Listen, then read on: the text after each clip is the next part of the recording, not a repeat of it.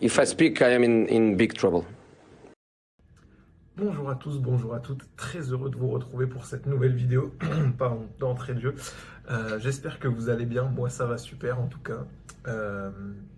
Comme je le dis, très heureux de vous retrouver pour voilà, cette petite vidéo que j'avais envie de vous faire, qui est une vidéo un petit peu moins dans laquelle je vais revenir sur l'actualité Ligue 1, pardon, mais plus une vidéo voilà, comme j'ai fait la semaine dernière par exemple sur la course au titre, une vidéo un peu plus sujet, un peu plus thématique, pas forcément sur ce qui se passe sur les terrains d'un point de vue tactico-technique, mais plus une vidéo dans laquelle je me pose plusieurs questions. Et aujourd'hui, le sujet, c'est les améliorations dans le foot. Voilà, la semaine dernière, je parlais de la course au titre en Ligue 1. Là, j'avais envie de parler un petit peu de quelles évolutions potentielles le foot va ou est en train de subir. Enfin, subir, je ne sais pas si c'est le bon terme, mais en tout cas, pour mettre un petit peu de contexte, pour rentrer un peu dans le vif du sujet, ça fait, je sais pas, ça fait combien de temps que le foot il a été inventé. Je suis pas historien du sport malheureusement, mais ça fait des années que le sport se pratique. Il y a déjà eu des évolutions au fur et à mesure des années, mais là ça fait quelques temps que le foot sous sa forme moderne et sous laquelle on la connaît actuellement, on le connaît actuellement, est en place. Il y a eu directement, pour parler d'un gros sujet, d'une grosse thématique dans cette vidéo, l'introduction de la VAR qui a quand même bouleversé notre sport, hein, on va pas se mentir. La VAR, qu'est-ce que c'est pour ceux qui ne savent pas? C'est la révision vidéo. Donc c'est tout simplement la possibilité pour les arbitres terrain d'avoir des backups qui ont des images des ralentis et qui ont la possibilité de l'alerter s'il a fait une erreur manifeste selon le règlement de la vidéo. Une erreur manifeste qui du coup l'amènerait à changer la décision. Et donc cette introduction de la vidéo assistance à l'arbitrage, c'est quand même, je trouve, un gros changement qu'on a eu ces dernières années. C'est quand même assez récent, donc je ne sais pas si on a forcément le recul. Enfin, ça fait plusieurs années quand même, donc on voit un petit peu ses avantages et ses défauts, je trouve. Mais il y a, je pense qu'il faudra encore quelques années, quelques décennies peut-être pour qu'on voit vraiment si ce système il est profitable au football. Si vous voulez mon avis, je ne sais pas si ça vous intéresse, mais bon, si vous êtes là, c'est que peut-être. Pour moi, la VAR, c'est une introduction bonne, positive, qui aide les arbitres. Chaque match, on se retrouve avec une intervention de la VAR. J'ai pas les statistiques, je sais pas si c'est chaque match, mais en tout cas, ça arrive assez régulièrement. Donc, ça montre que comment dire, son implication et ses zones d'influence, elles sont bien définies, je trouve, parce qu'elle n'intervient pas trop souvent, mais elle intervient suffisamment pour régler des problèmes que moi je trouve bien à régler dans le foot. Maintenant, je sais qu'il y a des détracteurs, des gens qui trouvent que ça dénature un petit peu le foot. Pour moi, ça reste quand même un outil utile pour les arbitres, pour les aider dans leur métier qui est pas simple. Parce que quand il faut avoir le bon placement sur le terrain, la bonne analyse en une fraction de seconde, parce que ça se passe très vite et il faut prendre la décision très vite pour les arbitres, avoir des équipes qui ont les ralentis, la vidéo, et qui sont à même de l'aider, moi je trouve ça bien. Après, là où pour moi ça fait débat, c'est que il arrive, je dirais, pour être nuancé, mais en tant que fan de foot, c'est compliqué de ne pas à chaque fois critiquer les arbitres, mais on va essayer de rester cordial. Il arrive pour moi un peu trop souvent que les décisions prises par la VAR ne vont pas dans le sens, dans le sens de ce que le foot permet et de ce que le foot devrait être. C'est mon avis encore une fois. Et c'est pour ça, je pense que la VAR cristallise des crispations. Pas mal celle-là. autour d'elle. Pour moi, c'est pas à cause du fait que ce soit un outil numérique. Peut-être, hein, il y en a qui pensent que c'est pas vraiment l'outil en soi n'est pas bon.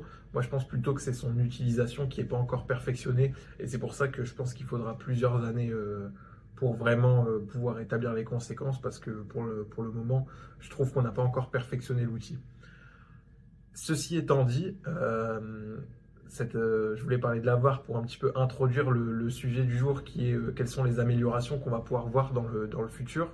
J'ai dit, il y a la VAR qui a quand même bouleversé pas mal de choses ces dernières années. Mais moi, j'avais envie de parler de questions qui se discutent pas mal dans l'actualité sportive en dehors des terrains, dans l'actualité plutôt footballistique même, en dehors des terrains, qui sont des règles qui pourraient être mis en place, en tout cas qui sont discutées dans les hautes sphères, notamment à la FIFA. Pour vous donner un exemple, on peut commencer par la première règle que j'ai en tête, ce serait l'introduction d'un micro sur les arbitres.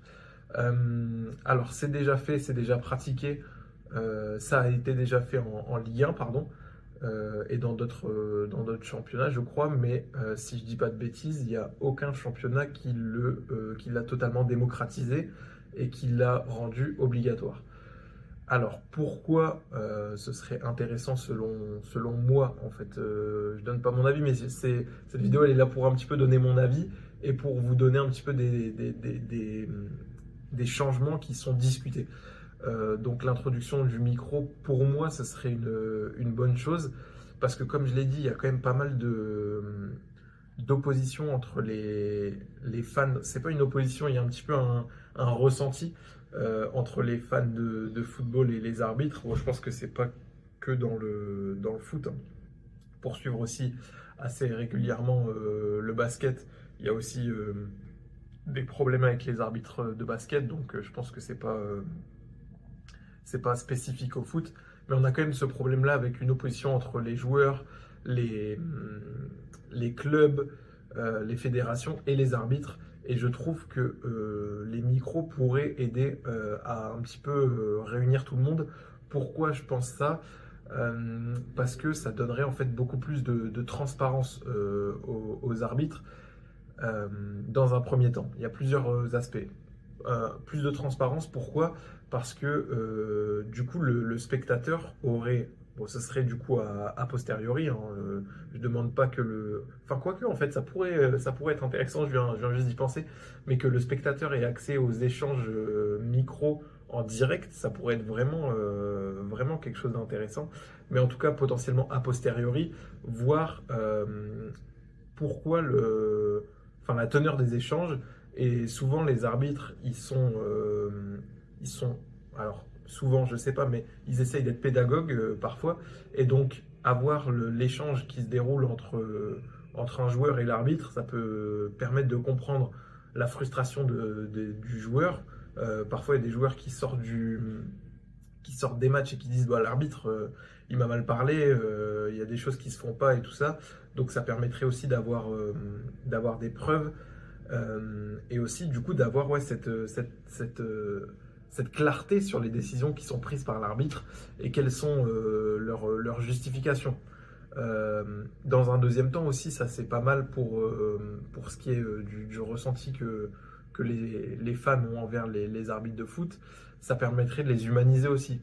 Parce que c'est vrai que quand on regarde un match de foot, quand on suit le foot activement, bon, souvent on suit une équipe et donc on va suivre cette équipe même en dehors des terrains et donc on va apprendre à connaître un peu plus les joueurs, l'entraîneur, le directeur sportif, je sais pas quoi ou qu'est-ce, mais en tout cas on va au-delà de simplement le match du week-end et donc on apprend à connaître les joueurs, on s'attache à eux.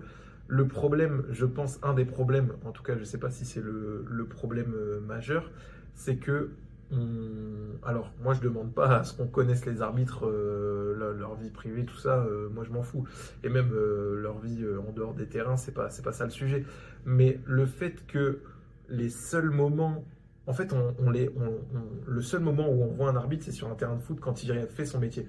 Le truc, c'est que à aucun moment, enfin, je sais pas comment dire, mais le fait qu'il y ait la seule fois où on voit un arbitre, on le juge sur ses décisions arbitrales de manière sèche. Et en fait, on n'a pas tout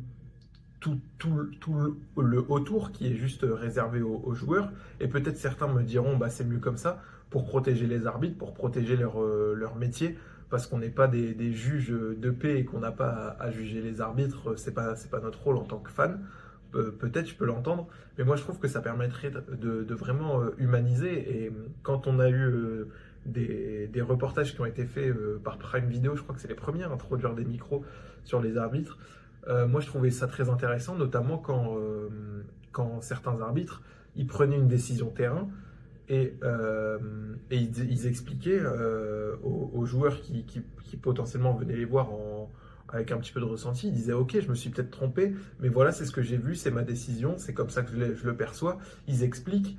Et en fait, moi, quand je vois ça, bah, ça me donne moins envie d'attaquer l'arbitre parce qu'il reconnaît ses torts, il reconnaît qu'il peut se tromper. C'est vrai que parfois, moi, j'ai cette petite impression que les arbitres, et notamment de Ligue 1, ils ont un petit peu ce côté petit chef.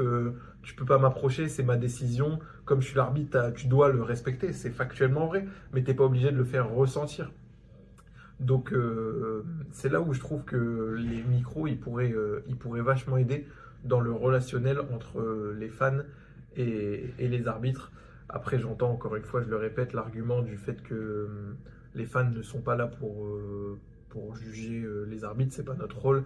Mais vu tout le contexte qui les entoure, même pour eux, je pense ils aimeraient bien un petit peu améliorer les relations qui existent et qui sont actuellement et depuis quelques années maintenant. Bah, c'est pas depuis quelques années, c'est depuis toujours que les arbitres, voilà, il y a un petit clash entre les arbitres et les fans.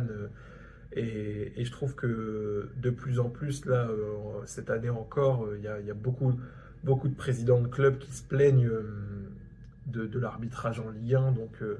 Donc pourquoi pas cette amélioration-là sur les arbitres. Et pour continuer dans ce sens, une autre innovation qui a été amenée, bon ça c'est un peu plus anecdotique, mais c'est la caméra sur eux. Bon ça, je vais pas trop m'attarder là-dessus parce que je trouve que c'est plus d'un point de vue divertissant que une vraie amélioration dans le foot, parce que je vois pas en quoi ça va aider à quoi que ce soit. En fait, c'est juste pour. T'as l'impression d'être dans FIFA, t'es content, voilà, super, t'as vu la caméra de l'arbitre, t'as vu comment le jeu il allait vite, super. Bon, moi, je trouve pas que ce soit une innovation vraiment importante et à pousser en sa faveur, au contraire du micro qui, je pense, peut vraiment régler des choses. Et une seconde chose, par contre, une seconde innovation qui est discutée et qui, je trouve, pourrait vraiment permettre d'aider le football en ce sens d'aider les relations entre l'arbitre et les fans, ce serait comme c'est fait au basket, au rugby également, au tennis même, je crois. Enfin, il y a plein de sports où ça se fait, et dans le foot, on n'est pas adepte de ça. Je sais pas pourquoi, je saurais pas vous l'expliquer, mais c'est l'explication euh, de l'arbitre au stade, sous le fait d'une annonce micro ou quoi que ce soit, pour des situations importantes. Évidemment, moi je demande pas que l'arbitre, à chaque fois qu'il donne une faute ou qu'il ait un coup de sifflet, il me dise pourquoi il siffle. Je m'en fous. Ce qui est important pour moi, c'est quand il y a des décisions importantes, que en tant que fan, supporter ou simple observateur du match, on comprenne pourquoi l'arbitre a pris sa décision. C'est toujours dans cette idée de transparence de l'arbitre. Et donc je trouve que l'annonce micro, et moi je pense que du coup, comme on reste sur le fait de vouloir garder euh, ça un petit peu rare, on pourrait le faire pour tout simplement les décisions qui impliquent la VAR. Ce serait assez facile à mettre en place. À chaque fois que l'arbitre va voir l'écran VAR, il nous explique la décision qu'il va prendre. Voilà, tout simplement. C'est comme ce qui se passe au basket. À chaque fois qu'il y a une review, ils regardent les images, ils regardent les ralentis, et à la fin de la review, ils passent une annonce micro, ils expliquent au stade, voilà, enfin à la salle, voilà, il y a eu faute à ce moment-là, c'est ce qu'on a vu sur les images, et du coup on prend cette décision en ce sens-là. Et moi je trouve ça vraiment bien, et je trouve que ça manque, c'est pareil comme je l'ai dit au rugby, et je trouve que ça manque vraiment au football parce qu'il y a toute une... En fait, je trouve que la protection autour des arbitres, elle est peut-être, elle est importante, hein, cette protection, mais elle leur dessert presque. Enfin, pour moi, elle leur dessert totalement. Parce que du coup, il y a tout un mythe autour des arbitres qui a mis en place avec une sorte de secret où ils sont tellement protégés qu'en fait, évidemment, l'arbitre, quand il prend sa décision, elle n'est pas contestable.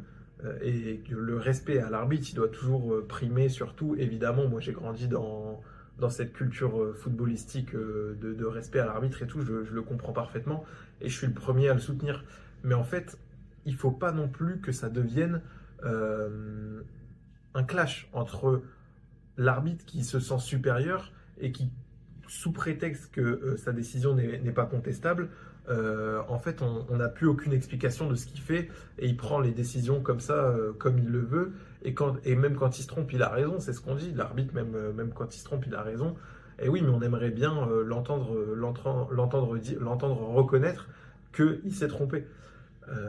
Ça, je pense que ça aiderait vraiment la relation toujours entre les fans de football et les arbitres qui sont, je le répète, mais vous le savez sûrement, pas très appréciés. Donc voilà, ça ce serait pas mal les micros et l'annonce micro dans tout le stade. Je trouve que ça serait vraiment des belles améliorations pour le foot qui sont pour moi pas trop difficiles à mettre en place et c'est pas d'un point de vue technique à mon avis que ça bloque, c'est plus d'un point de vue traditionnel, c'est pas le bon terme, mais dans la logique et dans la manière dont on conçoit l'arbitrage dans le foot moderne, on n'est pas encore arrivé à ce stade-là, donc ça demande encore des évolutions, mais moi si je peux donner mon avis, je vote pour ces deux améliorations-là, vous l'avez compris. Et je trouve que ça peut être vraiment, vraiment bénéfique. Euh, dans la même veine, et je finirai là-dessus, on peut aussi avoir la possibilité, comme il se passe au basket notamment, au rugby je crois, mais je ne souhaite pas m'avancer, je suis pas expert, la possibilité d'avoir le retour image de ce que voient les arbitres sur, euh, sur les écrans. Parce que c'est vrai que, alors oui, c'est toujours, à mon avis, ça va être toujours le même argument qui va m'être opposé, c'est que c'est pas à nous de juger, c'est pas notre métier, et l'arbitre, il agit comme il l'entend, et il a été formé pour ça, et on n'a pas à critiquer ses choix. Mais en même temps, je trouve que si les spectateurs avaient accès aux images en direct, euh, euh, les images auxquelles ont accès les arbitres, et que derrière l'arbitre il explique la décision sur les images que les spectateurs ont vues, et ben, je pense que ça mettrait une clarté sur tout, et après, libre à nous de ne pas être d'accord, mais au moins on aurait eu la version de l'arbitre et le raisonnement qu'il a eu et les raisons qui l'ont poussé à prendre sa décision. Donc voilà, je conclus le chapitre, pardon, je vais y arriver, sur les arbitres et sur les améliorations qui peuvent leur être octroyées, mais je le répète, je pense que ça serait vraiment pour le mieux, pour tout le monde. Donc j'espère vraiment que ça va évoluer dans ce sens. J'ai deux, trois autres idées d'évolution vers lesquelles pourrait aller le foot. Il y en a une qui a déjà été testée, je parle du temps additionnel, je vais l'appeler temps additionnel version Coupe du Monde 2022 parce que je ne sais pas comment ils l'ont qualifié, mais en gros c'est le fait qu'à chaque interruption, même interruption légère, le temps que, par exemple, le temps qu'un joueur, la balle sort, le temps que le joueur aille récupérer la balle et joue la remise en jeu, le temps est arrêté. Et du coup, ce temps perdu là, il est jugé perdu par les arbitres et du coup, il est remis à la fin de la mi-temps ou du match sous forme de temps additionnel. C'est ce qui s'est passé à la Coupe du Monde 2022 avec du coup des temps additionnels qui parfois étaient astronomiques. Il y avait des 15 minutes de temps additionnel à la fin des matchs, c'était n'importe quoi. Mais justement, est-ce que c'est n'importe quoi? On se plaint souvent du fait que il y ait trop d'interruptions dans le jeu, que les footballeurs ils simulent trop, qu'il y ait du coup des simulations pour gain de temps et tout ça. Est-ce que rajouter du temps additionnel à chaque interruption, c'est la solution? Moi, si je dois donner mon avis là-dessus, alors il y a plusieurs choses parce que en tant que fan de foot, tu me donnes plus de foot, moi j'en prends. Tu me donnes plus de minutes dans un match que je suis en train de regarder, ça peut me faire plaisir. Après, quand mon équipe elle gagne et que tu me dis qu'il y aura 17 minutes de temps additionnel, là on va pas s'entendre. On va pas s'entendre. Mais, au-delà de ça, au-delà de ma vision de fan de foot, je sais pas si c'est la bonne solution parce que déjà il y a de plus en plus de matchs qui sont joués par les équipes. Si vous regardez le nombre de matchs que Paris a joué la saison dernière, avec tous les matchs de Ligue des Champions, tous les matchs de Coupe de France, tous les matchs de Ligue 1, tous les matchs de Coupe du Monde des clubs, vous arrivez à... Et plus vous rajoutez à ça, Paris c'est quand même une équipe avec des joueurs talentueux, merci Loïc pour l'analyse, vous rajoutez à ça les sélections nationales, les trêves, ça fait un nombre de matchs qui est souvent pointé du doigt par les joueurs. Je crois que c'était notamment Jules Koundé qui avait dit que les footballeurs jouaient trop de matchs et qu'ils n'avaient pas assez de temps de repos. Euh, Ça, c'est aussi un autre débat, on pourra en reparler un autre jour. Mais du coup, est-ce que rajouter des minutes à chaque fois, c'est la bonne solution? Je sais pas. Moi, je suis pas forcément pour ce système-là de comptage de temps mort et de le rajouter en temps additionnel. Maintenant, des fois, j'ai quand même la sensation que le temps additionnel, il reflète même pas les longues interruptions. Donc peut-être revoir et majorer un petit peu, mais sans tomber dans l'abus.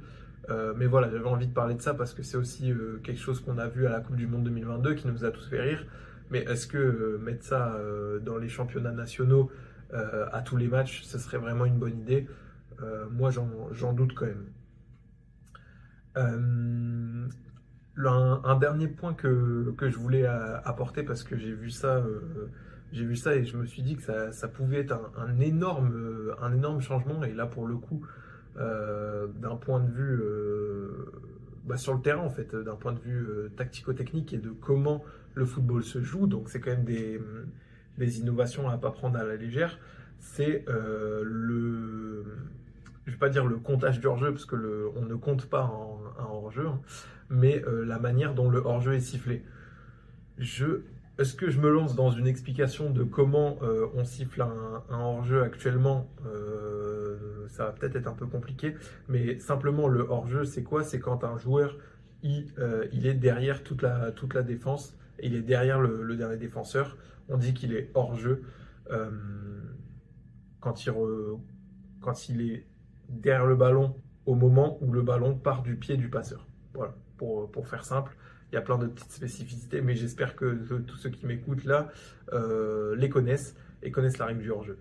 Qu'est-ce qui a été discuté aux plus hautes sphères de notre très cher football? C'est la possibilité de ne plus compter comme hors-jeu un joueur dont la partie du corps, sans compter les bras, dont la première partie du corps est derrière le dernier défenseur. C'est-à-dire, imaginons, j'ai mon pied qui est derrière le dernier défenseur et que mon pied, je suis jugé hors jeu. S'il est derrière le défenseur au moment où le ballon part du pied du passeur, vous avez compris. Mais maintenant juger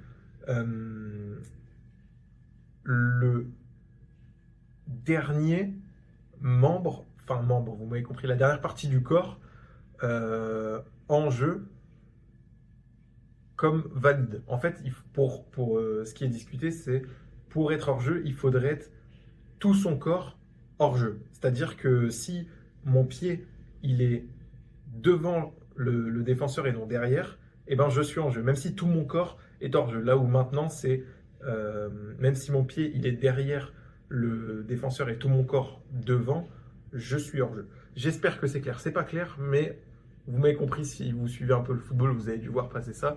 Donc j'espère que vous m'avez compris. Mais ce serait un énorme changement. Pourquoi? Parce que du coup, ça permettrait aux attaquants d'avoir un appui d'avance pour un appui d'avance face aux défenseurs, en fait, qui devraient défendre totalement différemment, parce que le piège du hors-jeu, qui est déjà en difficulté, il pourrait plus du tout être joué, étant donné que le défenseur peut avoir son corps derrière le défenseur s'il reste une partie du corps devant. Ça changerait totalement la manière dont défendent les défenses. Et ça avantagerait grandement les attaquants, et notamment les attaquants les plus rapides. Et la question, elle avait été posée, et ça avait fait réagir sur le fait que si on mettait en place cette règle-là, des attaquants comme Kylian Mbappé ou des attaquants aussi rapides que Mbappé ou Vinicius ou des joueurs ou Dembélé, des joueurs comme ça, ils feraient des dégâts monstres, parce que déjà actuellement ils arrivent à dépasser les défenseurs alors qu'ils doivent être tout le temps devant. Alors si vous leur laissez avoir une partie du corps un petit peu derrière, qu'est-ce que ça va être la gestion de la profondeur? Donc voilà, ça c'est discuté. Si je devais donner mon avis, moi je trouve que faut pas faire ça. Ça désavantage trop les défenses. Déjà en temps normal, les défenseurs, souvent, parce qu'ils doivent développer d'autres qualités, ils sont moins rapides que les attaquants. Alors si vous mettez en place une règle qui favorise la vitesse des attaquants et qui leur permet de prendre de l'avance, ça va être hyper rude pour eux. Et on va avoir beaucoup plus de buts. Bon, après, c'est pas, ça fait plaisir en tant que fan de foot de voir des buts dans un match, mais du coup, c'est beaucoup plus difficile à défendre, et ça pourrait donner des abus. Pourquoi je voulais parler de cette règle-là? Parce que ça va être, à mon avis, elle sera jamais mis en place, mais c'est pour aussi vous parler de la question du hors-jeu. Il y a beaucoup de frustration, notamment autour de la VAR et du hors-jeu, sur le fait que on pourrait un petit peu plus humaniser le hors-jeu, parce qu'actuellement, grâce à la technologie, si vous avez un millième d'orteil qui est derrière le défenseur au moment où le ballon part du pied du passeur, vous êtes jugé hors-jeu. Mais est-ce qu'on est véritablement hors-jeu quand il y a un bout de semelle qui est derrière le défenseur? Bon, c'est toute la question. Est-ce qu'il ne faudrait pas laisser une marge d'interprétation, je ne sais pas, à l'arbitre, aux assistances vidéo, aux attaquants? Est-ce qu'une règle stricte comme ça, c'est préférable? Je ne sais pas. Moi, je pense qu'à partir du moment où on a introduit la VAR, il faut aussi accepter ces dérives. Quand ces dérives, elles sont là-dessus, elles ne sont pas sur l'interprétation des arbitres qui prennent des mauvaises décisions. Donc pour moi, je suis pas forcément pour, parce que la VAR, c'est quand même un outil informatique. Donc si vous enlevez la rationalité des outils informatiques, bon bah pourquoi on l'a mis en place? Donc ça, c'est mon avis, mais voilà, ça c'est des sujets qui sont discutés, et le hors-jeu pour les joueurs, ça pourrait faire un gros changement, et pour moi, ça serait un trop gros changement sur la manière dont on joue le foot actuellement. Voilà, j'en ai fini sur les quelques points que je voulais aborder, quelques modifications ou améliorations ou changements. Si je dois faire tous les synonymes, ça va être long. Mais qui pourraient être apportés dans le football. Si vous en avez d'autres, n'hésitez pas à me les dire en commentaire, et aussi me donner votre avis sur ceux que j'ai abordés. Il y en a plein d'autres, donc potentiellement je ferai peut-être des vidéos un peu plus ciblées sur certains pour les prochaines fois. En attendant, j'ai été très, très heureux de vous faire cette vidéo. Le week-end arrive, donc la Ligue 1 va reprendre. Très, très heureux de ça aussi. Et donc, on se retrouve ce week-end sur Twitter. Si vous voulez, je mets mon Twitter en description comme d'hab. Et en attendant, on se revoit la semaine prochaine sur YouTube pour une nouvelle vidéo. Allez, salut, prenez soin de vous.